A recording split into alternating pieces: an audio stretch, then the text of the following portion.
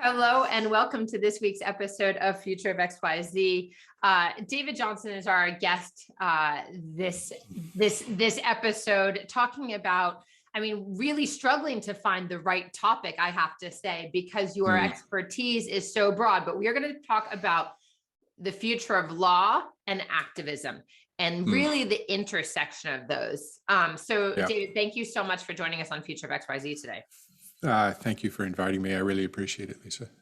Well, I think it's fascinating. You have decades of experience as a corporate attorney working in the Silicon Valley. You have presented in front of Congress. You have written a number of opinions that have gone as far as the Supreme Court. You are a long-term lecturer at your own law school alma mater, Stanford Law School. You also teach at the Hauser Center, also known as the D.school there, and specifically around negotiations, activism, and that kind of, again, intersection of design, law, change, norms, and really, I think increasingly activism, as well as writing about that and having your own blog about climate activism and so much more. It's a hard thing to kind of figure out exactly what that thing is, but I want to talk about law and activism, right? Okay. And I want to talk about kind of your background and how you came to this place where this is your passion and the way forward. Like many things that come your way, it's sometimes even semi-conscious, the path that we pursue. I started my career as a traditional lawyer, wanted to come home to California from the East Coast, took a degree, got involved in Silicon Valley. I really approached design for the first time as the COO and GC of a little consulting company that was doing applied design for organizations, basically organizational behavior and organizational restructuring for a fairly select set of clients in Silicon Valley. And it was really fascinating to see how the architect founder of that company applied design to basically social systems, in this instance, small to medium-sized companies. That kind of whetted my appetite for design, and I started thinking about its application. My thesis at Stanford had to do with looking at software design theory, modeling, as a way of, since I don't write software, as a way of thinking and looking differently at law and policy as social systems, and whether or not they are amenable to redesign, which I think we know they are, and whether certain design methods that have proven to work in software might actually add value to those efforts of redesign in law and policy. It's kind of incredible, as obviously as a practitioner, but also as now an academic increasingly. And I think that it suggests that perhaps your mind always worked as an academic, exploring those bigger questions of how we apply practical knowledge to solve kind of the world's challenges and some of the major issues. I think when we talk about activism, it's a word that has been around for millennia, probably, and certainly for centuries. But today it means many different things. I think I feel a need, before we even go further, to just kind of have you define what you mean by activism before we even kind of dive into why it's needed or why it's happening. Yeah. So let's start by just sort of articulating what seems to be the sort of standard interpretation or meaning of what an activist is. It's somebody who, like Julia Butterfly Hill, who sits in a redwood tree for a year and a half and negotiates a deal to save a portion of the redwood forest. That's pure activism. That's hands-on individual activism, for which I have an enormous amount of respect. You have activist groups all over the planet, particularly in climate change right now, who are doing all manner of public work. They're going on general strikes, school strikes, brand boycotts of companies that are misbehaving, or not completing their ESG targets or being transparent about their ESG plans. Those sorts of activists, I have a great deal of admiration. My view is that for many of these systemic social problems that we're confronting, activism is going to have to reach more deeply into the general population. We're going to have to all become part-time activists, and that perhaps we can increase the amount of person hours that are delivered in the direction of activism rather than depending on people who, God bless them, are willing to go full-time in that space. Yeah. And I mean, I think we're all feeling that. Certainly in, well, it depends on what our passion points are, right? Or what's closest to us, what's affected us, or our families, or our communities. I mean, I guess the question is like, there are major topic areas that are, as you just mentioned, a few of them, you know, there are activists active in many places. What are some of the topic areas that you identify and see as crucial, as just ultimately time bound? And are those different in the US versus perhaps the rest of the world or globally? I think there is a difference in the US. In the US, for example, one that I keep my eye on particularly is systemic racism in policing and in the law writ large, the problem of a two-tiered legal system. And when you say a two-tiered legal system, sorry? When you say a two-tiered legal system, it's basically what we all understand is if you have money and the ability to hire the best lawyers, you get a certain kind of justice. If you don't have the money to hire the best lawyers and you get either a public defender or no lawyer at all, you have a entirely different experience with the justice system, and it is inferior to what the upper class gets. That's, I think, generally what we think of as a two-tiered justice system. So one could argue, not to distract you, but one could argue that we have the same thing in healthcare, in politics, I mean, one could argue we increasingly have a divided haves and everyone else. It's a power question ultimately. Yeah, I was going to go straight to healthcare next as a particularly American problem, and then just obviously climate on the global scale. You know, the pandemic brings, world health up to the global scale. And what I've concluded, and I'm not the first to conclude this, I think, is when we look at all these systemic problems, they have one common design flaw, can I call it that? One common root cause, and that is ultimately some amount of corruption in the power, the capital P power that controls whether progress is made or whether the status quo is retained in all of these problem areas I discussed. And I consider the bulk of that power to reside in the intertwined, call it a double helix of big corporate money and governments. And there's corruption in both of those, but when the two of them get together and constitute capital P power, then the corruption is amplified because the self-interest overrides any notion of stewardship or public duty. And the power power absolutely seeks to perpettuate power. Well, that's the power corrupts, absolute power corrupts absolutely, right? This is like the foundations of political theory. Yeah, and you're right. It's not a new idea, but it is relevant to point to that as the common source where the change needs to occur for new properties to emerge in these systems that are actually better properties than the ones that are in those systems. Sorry to interject that. Go ahead. No, it's absolutely true.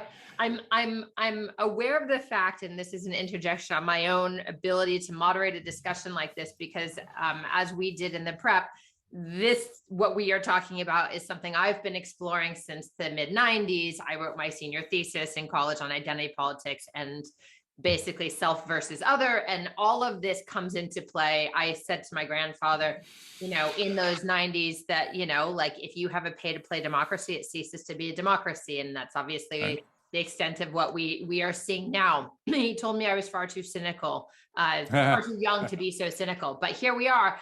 And I'm aware of the fact that we want to talk about activism, and there's so many places where we need activism. And as you said, we all need to become part-time activists in order to incite the change that we want to see in the world, and battle these increasing imbalances between power, capital P, and the perception of it and the perpetration of it. So I mean, let's talk about who's responsible for this change. I mean, you mentioned government, you mentioned corporations, obviously the individual, communities, but like these are systems changes. And coming back to the law piece, they are system changes that ultimately in many ways reside on uncorrupt practice of law or adherence to a law.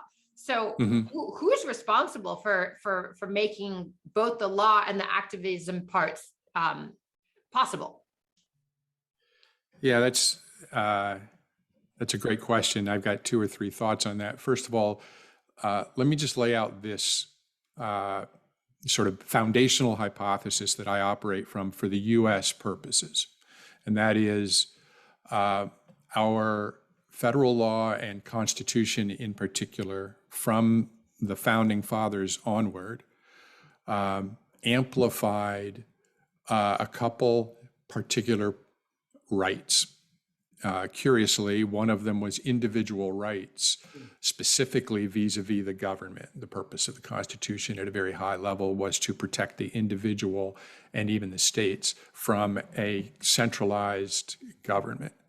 And I think by and large, it did a pretty good job of that. And if you want to talk about originalism in the current day, we can go down that road. But in the Constitution also, in addition to individual rights, is the idea of personal property being well protected, almost sacrosanct.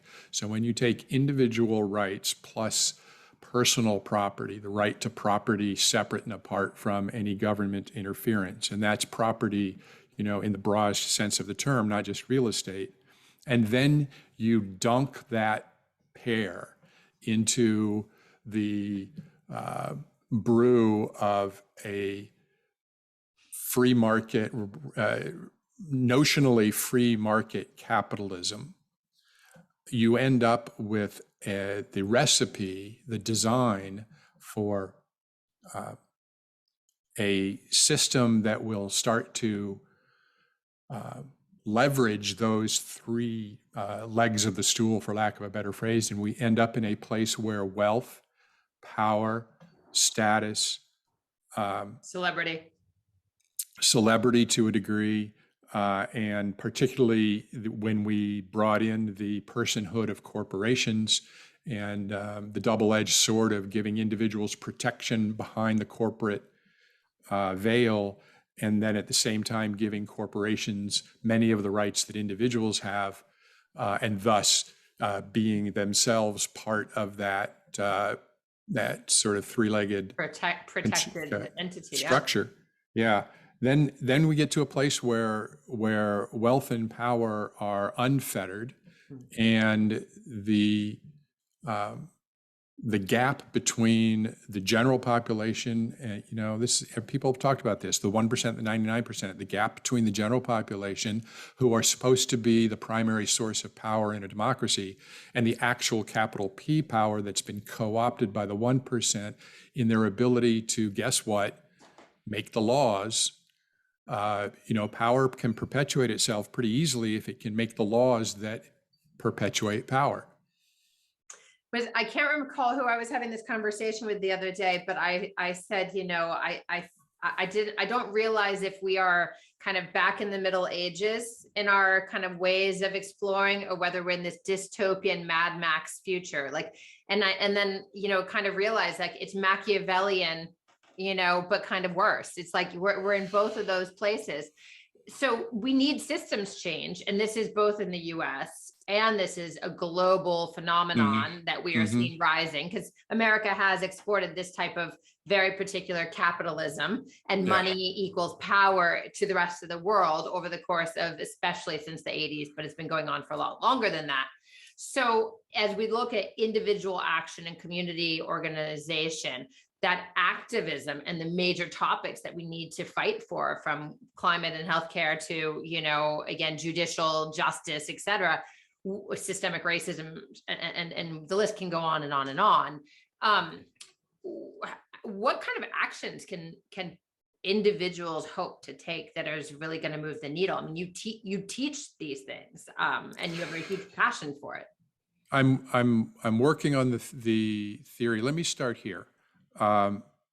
Particularly since we just had an election day yesterday, I guess, and in the States, and we have another one coming up soon. It's worth noting that government in the US provides a really solid, theoretically, solid structure for people to be quote unquote activist by way of the ballot. So the government itself has set up the mechanisms for people to vote. And that's really the only place where government reaches out to people to ask for their input in how they want to self-govern. And what's interesting then is that, number one, we see that process under attack, the equality and the validity of the voting process under attack now, which is not to say people shouldn't go out in hordes to vote every time they get a chance, because that's one pathway. But what I'm looking at right now is one of the things I would encourage, particularly established activist groups in particular subject matter areas, whether it be climate, whether it be systemic racism or otherwise. Women's reproductive rights. Women's reproductive rights, absolutely. Dark money in elections, voting rights. Thank you, Sammy Alito, for and Kennedy. Actually, it was Kennedy, I think. And what I think these people need to do, whether individually or collectively, and probably a blend of both, is develop another structural mechanism similar to the voting mechanism that the government has set up for us, which gives us some but very limited and sort of a very much arm's length say in how we want to be governed, and develop a separate structure effectively in civil society.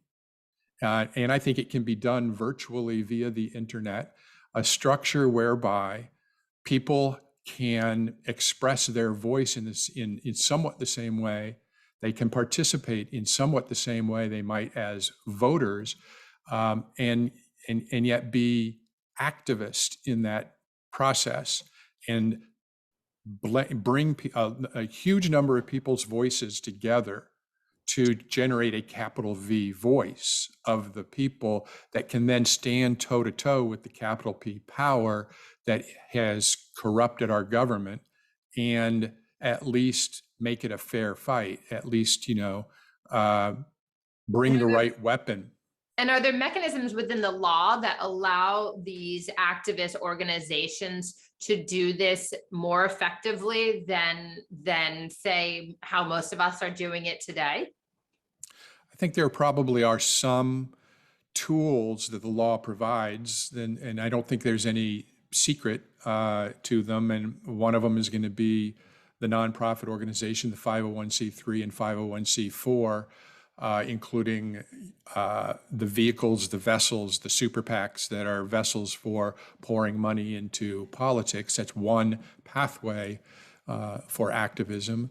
But the general population's activism is probably not going to be financially driven, but rather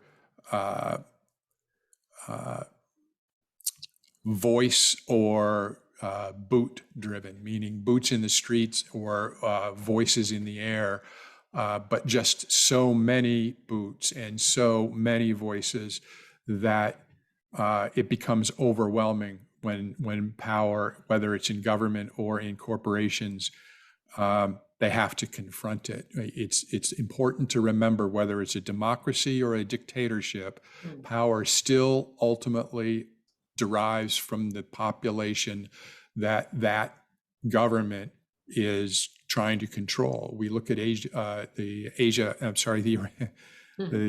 Arab Spring, and you remember that one event in Tunisia triggered an outpouring of people in the streets, which caused a president who had been democratically elected 23 years prior, who then turned into a dictator and held office, for him to be forced out of office in 2 weeks after being there 23 years, simply because of the raw number of people in the streets protesting, guess what?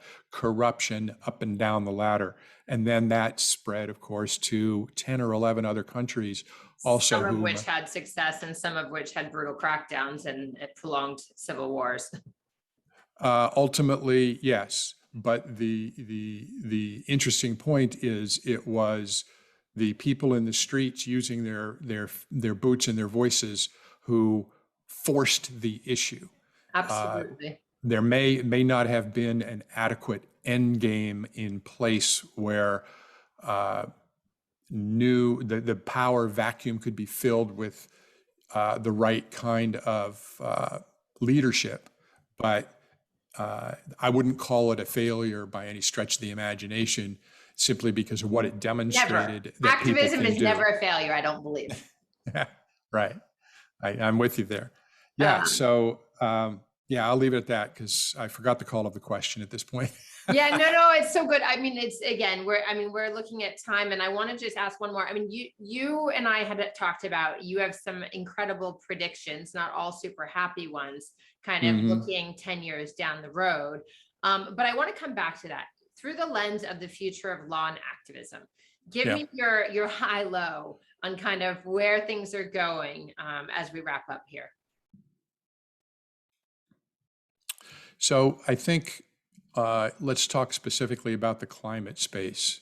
My guess is that we're going to see a great deal of progress in climate activism, meaning more people joining the movement around the world, because it affects everybody in the same way. That was the first thing that was so striking to see with COVID-19 and the pandemic, is there was barely a person on the planet who wasn't somehow or another touched by that event. Yep. And the same way, climate change is in one way or another going to touch virtually every person on the planet.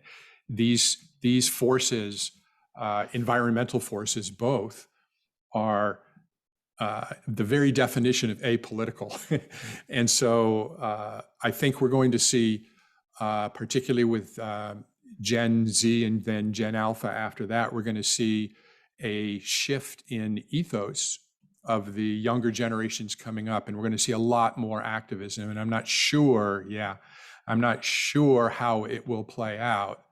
But what I'm trying to do is teach a little bit of design for these students to apply when they do go out into the world and they make activism a central part of their identity. I don't think we're going to see government and power really make a move towards improving our laws on climate unless and until we see what's inevitably going to occur, which is 1 or 2 years of extraordinarily severe environmental climatic events that will shake the foundations of power at the same time that activism is growing. So there's a little bit of good in there. There's a little bit of bad in there. There are major forces that are going to come face to face. And I would say that's probably going to happen within the next 10 years. I couldn't agree more, not to mention all the other topics that are ripe for disruption, not in the technological nor in the business way, but disruption from the social activism, that we want to make a better world that serves more people rather than those with money and power. David, your upcoming book, I believe, I don't know when it's scheduled to be released. I'd like to give you an opportunity to give a plug. Yeah, the book's in the early stage, so I don't have a release date for it yet. But yes, it's going to touch on law, design, activism, and some negotiation as well for activists in particular, because that communication and negotiation is an important way, important factor in how activists use their collective voice. I expect the book will be out before the end of next year, perhaps maybe about a year from now. And I will very much reach out back to you when it's time to really talk about the book and what the message of the book really is. Well, I look forward to that. And thank you for sharing your perspective and all of your experience and passion with us on Future of XYZ today. Thank you, Lisa. I really appreciate it. Absolutely. And everyone, this is the level of conversation that is happening on Future of XYZ with profound minds like David Johnson of Stanford, longtime lawyer and author. And thank you everyone for joining us for Future of XYZ. If you don't already subscribe, you can do so on YouTube or anywhere you get your favorite podcast.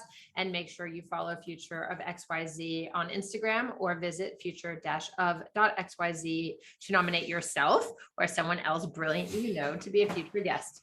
Thank you, and we'll see you next week. David, thank you again. Thank you, Lisa. I appreciate it. Take care.